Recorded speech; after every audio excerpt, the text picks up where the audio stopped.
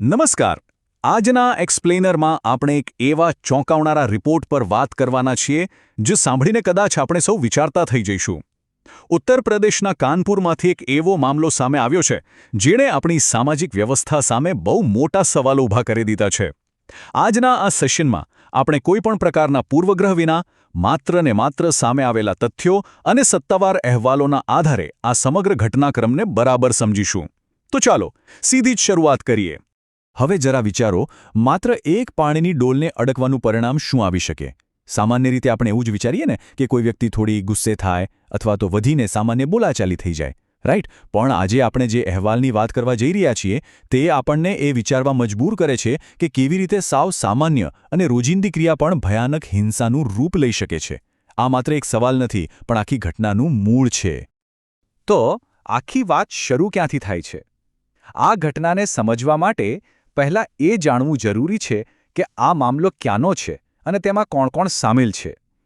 આ સંપૂર્ણ ઘટના કાનપુરના સચંડી પોલીસ સ્ટેશન વિસ્તારમાં આવતા સંભરપુર જખરા ગામની છે. અહેવાલો મુજબ અહીં મુખ્યત્વે 3 પક્ષો છે. એક 16 વર્ષનો દલિત કિશોર, તેને બચાવવા આવનાર તેના પિતા અને 4 ઉચ્ચ જાતિના વ્યક્તિઓ. આ એ મૂળભૂત હકીકતો છે જેના પર આખો મામલો કેન્દ્રિત છે.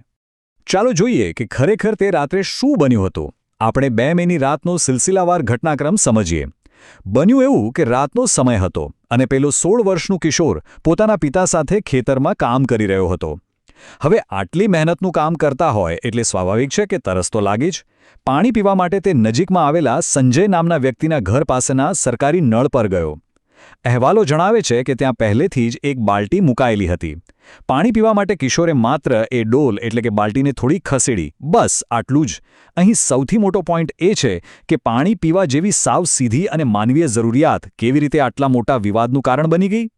હવે આ સરકારી નળ પાસે જે 4 લોકોએ આ કિશોરને આંતર્યો, તેમના નામ પોલીસ ફરિયાદ એટલે કે FIRમાં સ્પષ્ટ રીતે નોંધવામાં આવ્યા છે. સત્તાવાર અહેવાલો મુજબ તેમના નામ છે સંજય, તેનો ભાઈ દીપક, સાગર અને પટિયા. આ 4 વ્યક્તિઓના નામ પીડિત પક્ષ દ્વારા સત્તાવાર પોલીસ ફરિયાદમાં લખાવવામાં આવ્યા છે. રિપોર્ટ્સ એવું કહે છે કે આ લોકો તે સમયે નળ પરથી પાણી ભરી રહ્યા હતા અને ત્યારે જ આ કિશોર ત્યાં પહોંચ્યો અને આખો વિવાદ શરૂ થઈ ગયો. અને અહીંથી જ પરિસ્થિતિ અચાનક વણસી ગઈ.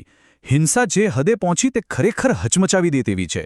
આપણે સ્ટેપ બાય સ્ટેપ જોઈએ તો સૌથી પહેલાં માત્ર ડોલ ખસેડવા જેવી બાબત પર આરોપીઓ દ્વારા કિશોરને જાતિસૂચક ગાળો આપવામાં આવી. પછી વાત શારીરિક હિંસા પર પહોંચી. કિશોરને નિર્વસ્ત્ર કરવામાં આવ્યો, તેને મુર્ગો બનાવવામાં આવ્યો અને લાકડીઓ તથા લાતોથી ભયંકર રીતે મારવામાં આવ્યો. પણ વાત અહીં જ ન અટકી. અહેવાલો દર્શાવે છે કે આનાથી પણ વધુ અમાનવીય કૃત્ય આચરવામાં આવ્યું. આરોપીઓએ આ 16 વર્ષના કિશોરને જૂતા પર થૂંકીને તે ચાટવા માટે મજબૂર કર્યો અને એ જ જૂતામાં પાણી ભરીને તેને પીવડાવ્યો. આ વિગતો બતાવે છે કે એક સાવ સામાન્ય વાત કેટલી વિકૃત હદે પહોંચી ગઈ. આટલી બધી હિંસા અને બૂમાબૂમ વચ્ચે જ્યારે કિશોર પર અત્યાચાર થઈ રહ્યો હતો ત્યારે તેનો અવાજ સાંભળીને તેના પિતા તેને બચાવવા માટે ત્યાં દોડી આવ્યા. સ્વાભાવિક છે, કોઈપણ પિતા પોતાના સંતાનની આ હાલત જોઈને તેને બચાવવાનો જ પ્રયાસ કરે ને. પણ હુમલાખોરોએ પિતાને પણ ન છોડ્યા અને તેમના પર પણ જીવલેણ હુમલો કરી દીધો. આ આખા ઘટનાક્રમમાં અવાજ સાંભળીને જ્યારે આજુબાજુના ગ્રામજનો ત્યાં ભેગા થવા લાગ્યા અને વચ્ચે પડીને મામલો શાંત પાડવાનો પ્રયાસ કર્યો ત્યારે જ આરોપીઓ ત્યાંથી ભાગી છૂટવામાં સફળ રહ્યા. આ હુમલો કેટલો ઘાતકી હતો તેનો અંદાજ બંને પીડિતોની શારીરિક ઈજાઓ પરથી જ લગાવી શકાય છે. ઘટના પછી પિતા અને પુત્ર બંનેને તાત્કાલિક કાનપુરની ઉર્સુલા સરકારી હોસ્પિટલમાં સારવાર માટે દાખલ કરવામાં આવ્યા. 16 વર્ષના કિશોરને એટલો ઢોરમાર મારવામાં આવ્યો છે કે તેના હાથમાં ફ્રેક્ચર થઈ ગયું છે અને બીજી તરફ દીકરાને બચાવવા ગયેલા પિતાની 2 થી 3 પાસળીઓ તૂટી ગઈ છે. આ ઈજાઓ આપણને તે રાત્રે થયેલી ઘટનાની ભયાનકતાનો સીધો ખ્યાલ આપે છે. હવે આટલી ગંભીર ઘટના પછી કાયદાકીય કાર્યવાહી પણ એટલી જ કડક થવી જોઈએ, ખરું ને? પીડિત પિતાની સત્તાવાર ફરિયાદના આધારે સચેન્ડી પોલીસે ફરાર આરોપીઓ સામે SC/ST એક્ટ એટલે કે અનુસૂચિત જાતિ અને અનુસૂચિત જનજાતિ અત્યાચાર નિવારણ અધિનિયમ અને અન્ય ગંભીર કલમો હેઠળ કેસ નોંધી લીધો છે. આ કડક એક્ટ લાગુ પડવાનું મુખ્ય કારણ આ હુમલાની પાછળ રહેલી જાતિ આધારિત માનસિકતા અને જાતિસૂચક ગાળોનો પ્રયોગ છે, જે કાયદાની નજરમાં બહુ જ મોટો ગુનો છે.